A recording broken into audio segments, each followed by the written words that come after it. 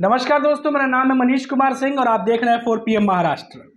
दोस्तों, महाराष्ट्र के चुनाव के बाद से लगातार सवाल उठ रहे थे कि क्या अपोजिशन कोई बड़ा कदम उठाने जा रहा है, और मैं आपको बता दूं कि अब कांग्रेस की तरफ से एक बड़ा कदम उठाया गया है।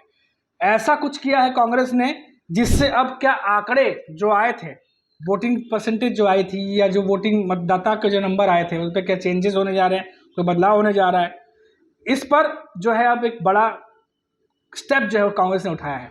उन्होंने इलेक्शन कमीशन को एक लेटर लिखा है और उस लेटर में जो कुछ भी महाराष्ट्र से उनके जो उम्मीदवार थे, जो भी शिकायतें थी, उन सबको लेकर के एक ब्यौरा जो है वो इलेक्शन कमीशन को दिया गया है। और साथ ही साथ एक पूर्व जो चुनाव आयोग के जो रह चुके हैं मेन अधिकारी, उन्होंने भी सवाल उठाए और इसीलिए अब बात इलेक्शन कमीशन तक पहुंची है। क्या है पूरी रिपोर्ट मैं आपको बताऊंगा कि क्या कुछ कहा गया है। कांग्रेस ने इस मुद्दे पर व्यक्तिगत सुनवाई की मांग की है चुनाव आयोग से। कांग्रेस ने आरोप लगाया कि मतदाता सूचियों से मनमाने ढंग से मतदाताओं को हटाया गया और हर एक विधानसभा क्षेत्र में 10,000 से अधिक मतदाताओं को जोड़ा गया। पार्टी ने यह भी कहा है कि महाराष्ट्र के मतदाता डेटा पर एक पूर्व मुख्य चुनाव आयुक्त ने भी सवाल उठाया है। इसका भी एक रेफरेंस जो है वो दिया गया है।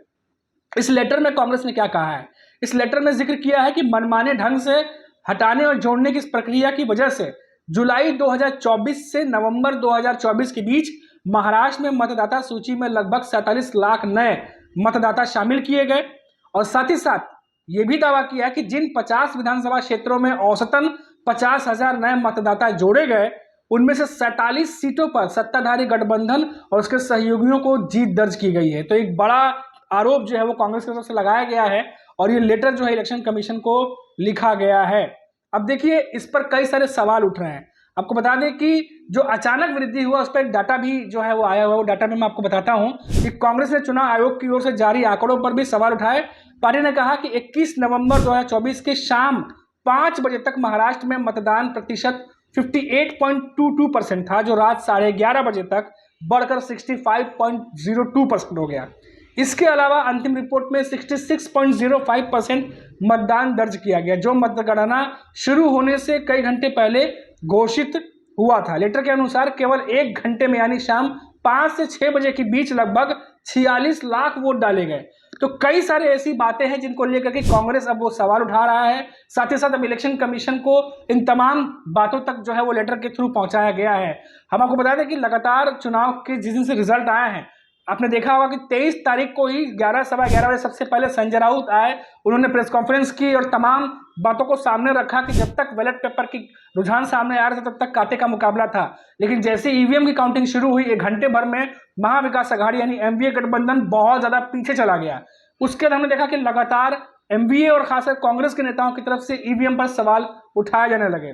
मल्लिकार्जुन खड़गे जो कि कांग्रेस के अध्यक्ष भी हैं, उन्होंने भी बड़ा सवाल उठाया और साफ कह दिया कि हमें अब बैलेट पेपर पर चुनाव चाहिए, ना कि ईवीएम पर। हमने देखा कि लगातार किस तरीके से ईवीएम को लेकर सवाल खड़े किए गए। शरद पवार की एनसीपी के नेताओं ने सवाल खड़े किए। तो अब ये तो पूरा जो मामला है हरियाणा चुनाव के बाद से ही गर्म था।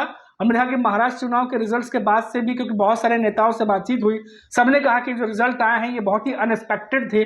खुद बीजेपी के नेताओं को भी ये नहीं लग रहा था कि इस तरीके से कुछ रिजल्ट आने वाला है।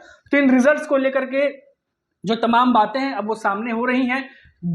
चर्चा इतने जोर शोर पर है। अब इस सबके बीच में कांग्रेस ने एक लेटर जो है वो इलेक्शन कमीशन को लिख दिया है। और क्या इसके बाद अब कोई ठोस कदम उठाया जाएगा, क्या इलेक्शन कमीशन की तरफ से कोई जवाब आएगा?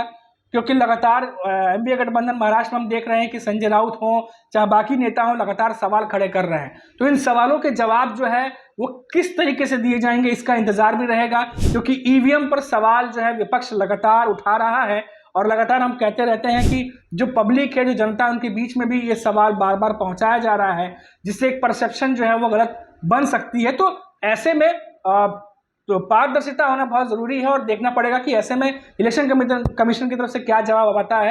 लेकिन ये बहुत बड़ा स्टेप जो है वो कांग्रेस की तरफ से उठाया गया है। तमाम बातें जो कि महाराष्ट्र से आ रही थी, तमाम नेता उम्मीदवार कर रहे थे, उन सबको लेटर में डाल करके जो है वो इलेक्शन कमीशन तक पहुंचाया गया है। तो हमारी नज़र इस पर बनी रहेगी और जैसे ही कोई अपडेट आती है हम आप तक पहुंचाएंगे। अभी के लिए इतना ही। आप देखते रहिए 4 PM महाराष्ट्र। नमस्कार।